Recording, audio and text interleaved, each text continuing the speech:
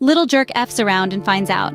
So about a year ago, my 31F daughter Allie, 11F, made a friend with a girl down the street. Let's call her Dana, 11F. Dana's family seemed to have few rules and boundaries, but we shrugged it off because Dana was nice and our daughter finally had a friend on the street. One weekend, my daughter comes to me crying because Dana's friend Dylan, 9M, wanted to play with the girls in her backyard and decided to choose violence when rejected, so he roughed them up a bit. We go outside and immediately I see Dylan book it back to his street, and Dana also is bawling about Dylan shaking them and hitting them. My boyfriend joins us as we escort Dana back to her house. We find out where Dylan lives and speak to his less than concerned mom about it. She didn't seem to care much. After, we wanted to let things cool down, so we kept Allie inside all week. Now Dana's dad knocks on our door a week later and asks if Allie isn't playing down the street anymore because of Dylan, and then promises the girls will be safe, and Dylan is no longer allowed to play at their house. So the next day we let her go over to Dana's house, but she comes home early and says Dana's mom said they had to play with Dylan or Allie could go home. We did message Dana's dad and ask why he went back on his word, and he just said he told Dylan to be a good boy and he could play with them. So we decided to no longer let Allie play at Dana's house anymore.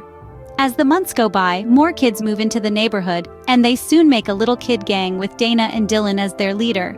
They ride in front of cars, peeing in yards, throwing things from their bikes, trespassing multiple neighbors' property, running around in the pouring rain and getting in front of cars.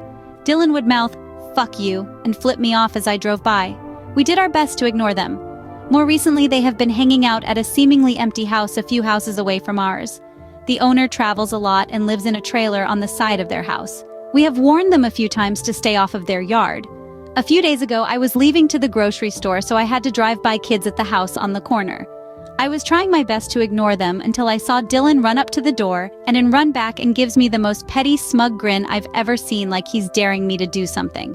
So I roll my window down and tell them they need to leave the house. They all scatter, Dylan first. But Dana is the last. I tell her she needs to leave too. She says, "But," then just leaves like she wanted to argue that no one lived there, so why does it matter?